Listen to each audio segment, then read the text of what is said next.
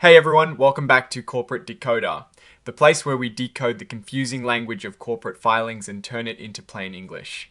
Today, we're diving Intox Incorporated's latest report, but it is not what you might expect. This filing is less about the nitty-gritty numbers and more about what happened when their chief financial officer took the stage. And let me tell you, the information shared might just be the real meat of this particular document.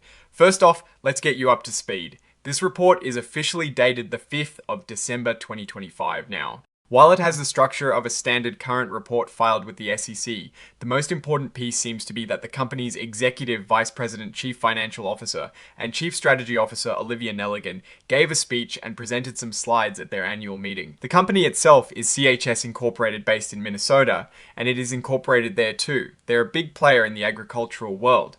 But today we're focusing on what was announced at their yearly gathering. Now, CHS Incorporated has a few different types of stock. You've got your regular common stock, and then they have several classes of preferred stock.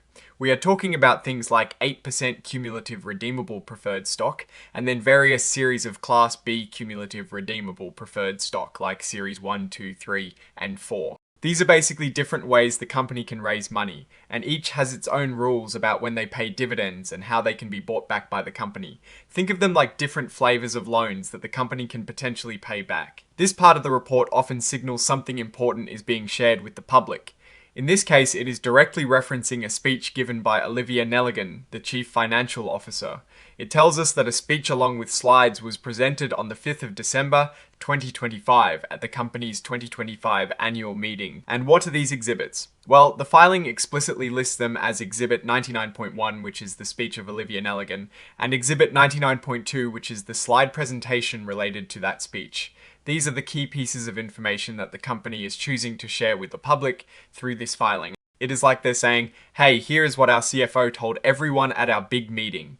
And often these kinds of presentations are designed to highlight important company news, updates on strategy, or financial performance in what they hope is an engaging way for investors and stakeholders. So, what we have here is not a typical financial report with pages and pages of detailed numbers that we can pore over for inconsistencies.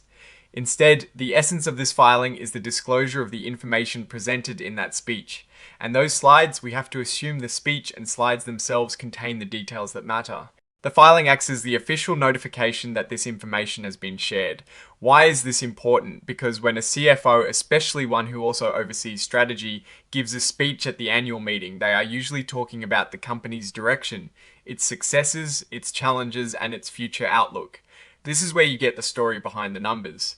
Are they expanding? Are they facing new competition? What are the big opportunities they see on the horizon? Think of it this way. If a company just gave you a financial report with dozens of pages of data, it would take a lot of time to figure out what is really going on. But when the CFO stands up and gives a presentation, they are essentially guiding you through the most important parts, the parts they want you to focus on. And when they attach that speech and those slides to an SEC filing, they are saying this is officially part of the public record.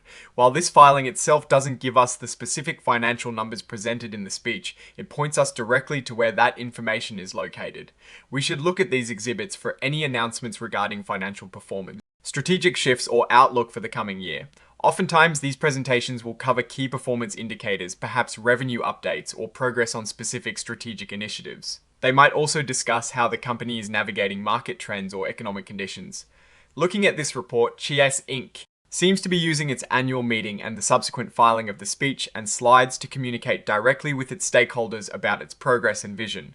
It's a strategic choice to deliver information in a more digestible format through a presentation rather than just raw data dumps. While we cannot analyze the specific numbers without access to those exhibits, the very act of including them as part of an official filing tells us that this is the information the company deems most significant for public consumption. So, what is my take on all this? This filing from CHS INC is less about revealing new hidden financial data and more about pointing us to a specific communication event.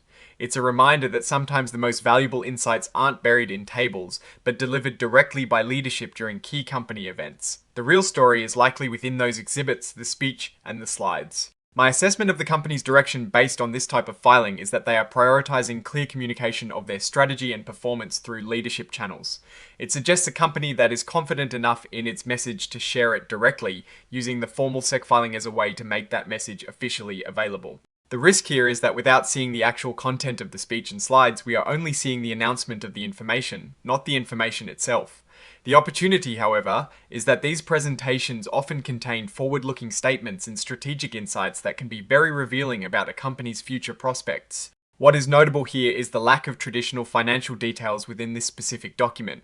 It's a signal that the company is using this particular form to direct attention elsewhere to the materials presented by their CFO.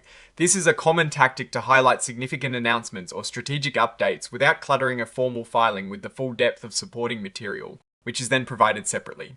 Alright, that is our breakdown of the CHS Incorporated filing.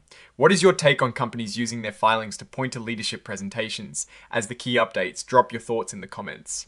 If this analysis was valuable, hitting that like button really helps, and subscribe for more deep dives. Don't forget to check out our Discord in the description for more discussions. Thanks for watching, see you next time.